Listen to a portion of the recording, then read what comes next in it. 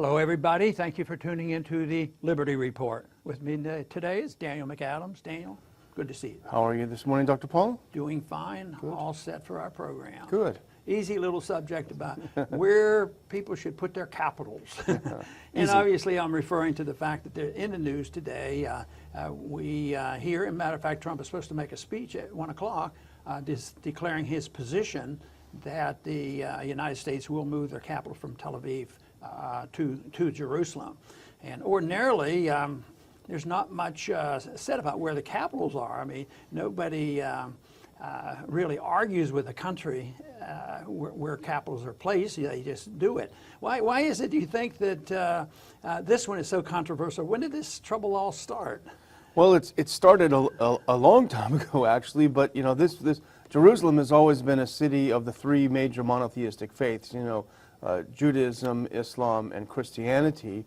And when Israel was created, it was determined that it would be an international city so that there would be no ownership by one entity. But I guess the UN would be where it starts, isn't it? Yeah, and that was back in 1947, and they created the State of Israel as well as the capital, and it was to be an international, or Jerusalem was to be an international city. But then and I guess it would have been 92 in the election when Clinton was elected, he had made a promise very similar to the promise that President Trump made, that he would, change the policy. We would move the capital. I don't know how we move the capital, but we would recognize Jerusalem as the capital and move our embassy from Tel Aviv, which was a big deal, and it was very popular with certain groups. But it was also controversial too, but Clinton followed through, and the Congress went with him, and they passed a law in 1995, which essentially said the capital will be moved. Our embassy will be moved to Jerusalem.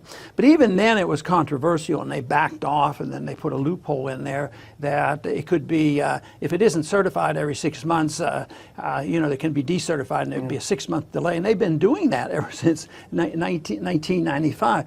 But I went back and read a little bit about the controversy going on there, because all the major magazines talked about it. It was a big issue, and there was a statement in Foreign Policy that talked about this. I want to quote a little bit from that. Foreign Policy observed, hope was high that this momentum would lead to a lasting peace, and the Clinton administration argued that a premature focus on Jerusalem could undermine negotiations and complicate the chances for peace. So they were working for peace. They wanted to take the political position, and they understood the danger, which is not a whole lot different today, but there are some who believe, at least Trump doesn't believe it's going to do harm and move in the right direction. But then there was a little bit more politicking going on back then. You can't imagine. And this had to do with Bob Dole. He was leader in the Senate, and he was going to run for the president in '96, I guess. Some that saw that the law, this is what was recorded in time. This, quote, this is all about vote counting in the coming U.S. election, a Palestinian minister said, adding that he believed supporting the bill would help Dole fundraising with Jewish groups in the 1996 presidential race. And as the Time article later on noted, Dole had in fact opposed the bill until this year. So I imagine that sounds political, and so it's been there, but I'm sure there's some very sincere people who believe that they're doing the right thing and it has to be done. And the one thing you can say is Clinton followed through and had something done. They decided, well, we better be cautious, and that's why we had this loophole in there. They didn't have to do it, but the Congress, we can't argue with the Congress acting upon this.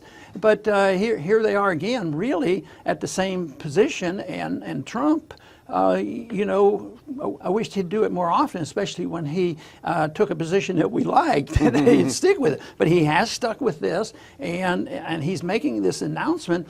But it looks like there's going to be some ramifications from this. It's not perfect, smooth sailing the way I see it.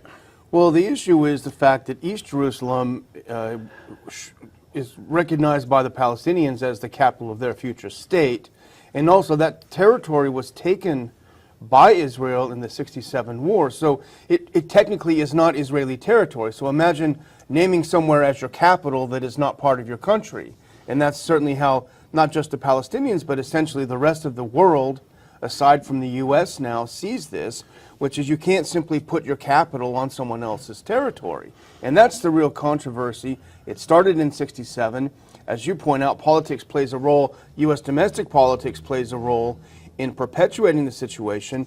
But now the issue of if Trump does say we are moving, what does it mean technically? He is supposedly signing another 6-month waiver, which his predecessors have done since 95. Is it a lot of talk? Is it a lot of hot air? Or is he going to literally start moving the embassy from Tel Aviv, which is the capital recognized by the rest of the world, to Jerusalem? You know, as soon as he said he was going to move it, and then he says, I'm going to sign the waiver, I thought he's getting wiggle room. You know, and he still may be doing that. He might be able to do that, but you can't tell. But right now, the people who oppose this are certainly sounding off. All the Arab countries are sounding off, you know, about how horrible this would be. And we, our government, even the Trump government, you know, recognizing that there's going to be greater danger to Americans, that they should be very cautious at the embassies, and they're beefing up security. So it is recognized that it's rather dangerous. But I think it's actually too soon to say, yes, you can expect they'll start the trucks moving equipment here next month or 2 months. And they've recognized that you don't do that just with turning a switch. And so it's going to be a while, but I guess it won't be too long, and that we'll know more. And of course, the speech that Trump will give today will be significant and actually reveal the tone. But his speech, you know, just like how this all came about, there's always politics involved. So he sometimes can, you know, have a tone that is different than what the policy would actually be. So I think the speech today could be important. Could be important. And, you know, some will claim, and I think there's probably some basis for this, that now the Trump administration, when you take this declaration, which literally nobody in the world except for Benjamin Netanyahu and his people are happy about, when you take this into the same context of the Russiagate, which really became Israelgate, because what it turns out, Jared Kushner told Michael Flynn, you got to try to get the UN Security Council, you got to pressure them to vote against this UN resolution condemning Israeli building on occupied territories, because remember the Clintons, or the Obamas were going to abstain for the first time, and so there was a danger of this condemnation passing. So Kushner had Flynn get on the phone and try to pressure Russia and other countries to vote against it. So this is two very, very public interventions on behalf of Israel. It's going to give the impression to a lot of the rest of the Western world, or the rest of the world, certainly the Muslim world, that the U.S. is not an honest broker in the situation. And, you know, this is a slight challenge to what you said, that nobody else is supporting the United States. But I think in just what you said, there is an indication, some people claim, that the Saudis are very much, you know, with the United States. That's interesting. You know, on this. And, but the European Union are not on our side on this. The European Union, you know, just like Syria and Iran, you know, they're not exactly with us on those positions. Well, Boris Johnson is very, very pro-Israel. You know, he's the UK foreign minister, very pro-Israel, always has been. He spoke out against the move. He says, you know, this is a destabilizing, this is a kind of a dangerous thing. Don't jump into this. So it's not just people who, you know, it's a lot of pro-Israel people. They don't want to see this the region explode again, which is possible. We've already seen demonstrations among Palestinians. Interestingly enough, here's someone that no one talks about, the Palestinian Christians. They're going to be hurt by this move, and I think you know, a lot of American Christians are very, very one-sided toward Israel. I think they forget that there are Palestinian Christians there that are going to be very unhappy about this as well. You know, I've been challenged over the years because I don't take positions. I'm pro-anti as much as pro-American, non-interventionist, and hope and work for peace. But I think that. My theory, I work on the theory that our policies, well-intended, very political, have a lot of angles to it, And the intention, really a sincere intention, is to help Israel, protect Israel and this sort of thing. But I've maintained that, just endless foreign aid and of military systems and doing so much tends to backfire. Take, for instance, the involvement that we've been involved in since 9/11 in the various wars. They've been supported by Israel. But has Israel won a whole lot from our involvement over there? I mean, Saudi Arabia, they're closer to Saudi Arabia, and we're close to Saudi Arabia, and Trump has been consistently opposed to Iran, but Iran is in a better position now than it has been in a long time. So I think that though it might be challenging to take a position which is more neutral and non-interventionist, that there could be an argument made that be careful about getting what you wish for, because it might not be as helpful to Israel as they think. And even these expressions and reservations over these last couple decades has to be because how fast can we go? If we go too fast, maybe it will hurt us. And I think they understand what I'm saying. Well, we were kind of joking before the show. We wondered if maybe Netanyahu was feeling the same way. That this is thanks guys, but this might be a bridge too far. Of course, he's very vocally in favor of it, but it might be a bit too much Right. of what he was wishing for. And there's been quite a few countries come out against this, and this is a touchy situation. But we were sort of postulating, well, what could the ultimate results be, and could it in any way benefit the United States? Well, when we asked that question, can it really benefit our national defense, and national security and our budget? No, not really.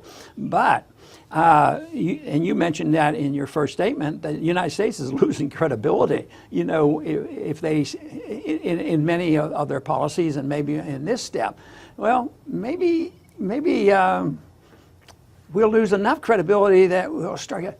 Well, maybe there is another option. Maybe we should be less interventionist. Maybe we shouldn't be telling everybody what to do. Maybe we shouldn't be the decider on exactly where the capital of Israel should be. And in that case, we could look at on the other side that if we were less dogmatic and less the bully policeman of the world, I don't think that's all that bad.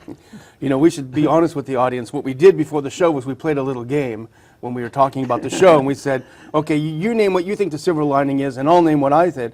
And you said, you go first. I said, no, you go first. And so you went first, and you said that's exactly what I had written down. So we were thinking the same thing. If this means that the U.S., because we may have lost credibility as an honest broker, if this means that we will have to pull out of the process, stop pushing, bullying each side around, then that will be a positive thing. But the other things, though, to consider, and the other thing we haven't talked about, actually, that we should a little bit, is Turkey, is Erdogan and Turkey, because this could be a big deal, and this is a real gamble, because is he just full of hot air? King Abdullah of Jordan as well. Are they just full of hot air saying, if you do this, we may break relations with Israel, this is going to ignite a fire, the end, we don't know where the end is. Are they just talking, or are they going to follow through? Is Turkey really going to follow through, break ties with Israel, and get very unfriendly to the U.S.? This is a gamble, too, and it could inflame a larger war. And I think that this isn't the first time we talked about the significance of Turkey, especially dealing with Syria. But the statement was made, a fire with no end in sight. Yeah, that's it, yeah. And scary. that's a pretty bold statement to say this could go a long time. And a fire is a fire of violence, I believe. So Turkey is really in the middle of all this, geographically and politically. They're part of NATO, and yet at the same time they're our allies. At the same time, there's a struggle on these particular issues.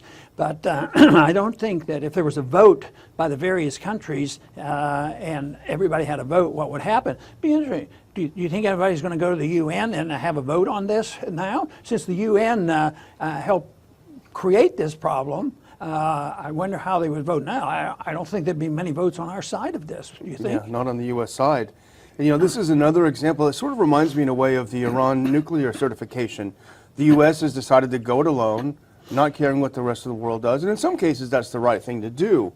But this is another example where that is the case. But I would say really my final thoughts are, I wonder what's in it for us. You know, as you say, we're not pro or anti other countries.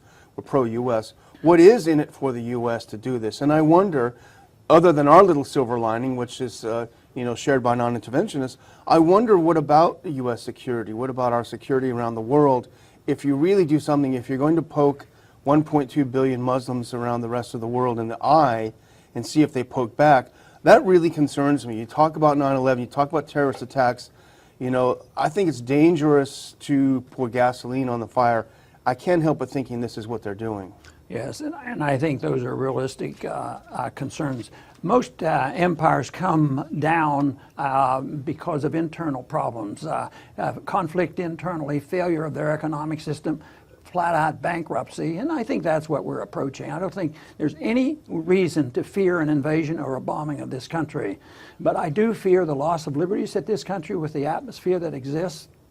And I believe that the financial situation is deteriorating, and it's much worse than people admit. But when you look at what Washington is doing, trying to pass a tax package and a spending package, you realize that they're at stalemate. So I do believe this is a major crisis coming up, and this is a part of it, and the empire is going to be dealt with one way or the other. We believe that getting rid of the empire would be much better for our national security than expanding it and financing it when we have no money. I want to thank everybody for tuning in today to the Liberty Report. Please come back soon.